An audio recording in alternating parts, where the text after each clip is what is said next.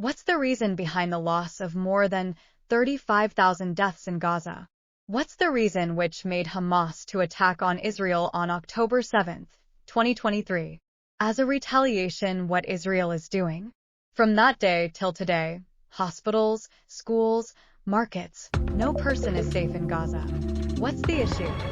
Let's try to understand the Israel-Palestine issue today.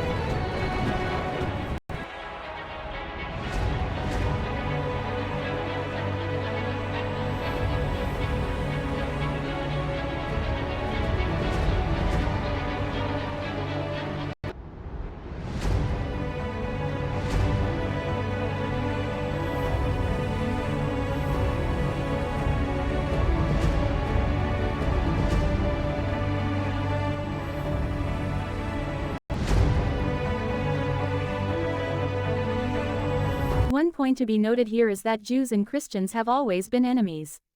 Remember what Hitler did with Jews during his time, so Jews people had to go somewhere and live there peacefully. So they did go to Palestine, which used to be under the Ottoman Empire at that time. And for few decades all the people in Ottoman Empire lived peacefully.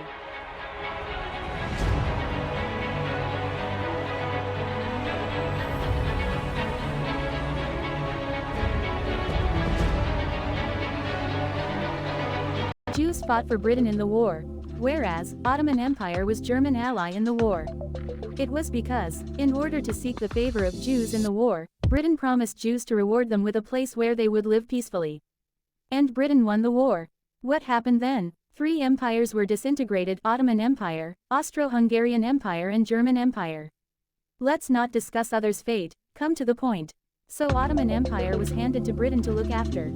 And then Britain declared Palestine as the place for Jews to live and settle. Till then, Palestine was a state of Arabs in the land of Middle East.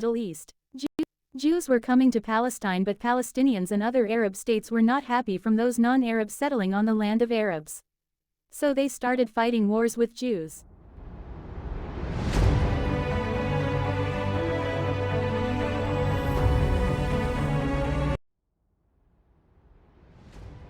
Between 1919 to 1923, 30,000 Jews came from Eastern Europe. Between 1924 to 1926, 50,000 Jews came from Poland.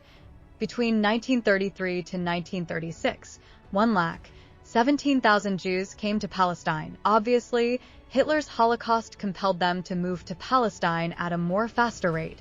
Their population crossed the population of Arabs. And then came the World War II.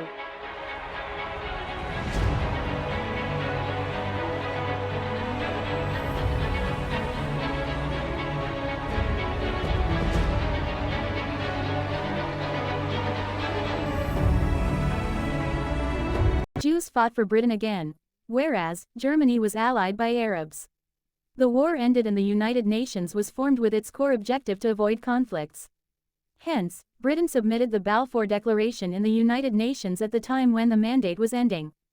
Britain said, "Now United Nations will see the matter." The United Nations visited the place with a committee of 11 countries and decided to split the area into two different countries, one for Arabs, that is Palestine, and the other for the Jews, that is Israel. And Jerusalem was given to none, it remained under the United Nations control.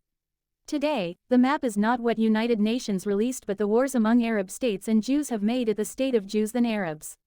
Today, Israeli attacks have killed more than 35,000 people in Gaza, injured more than 77,000 people. Attacks of Israel are clearly its torture on civilians, innocents of Palestine. The resolutions and decisions won't work till all the Muslim countries unite and raise the voice against the injustice.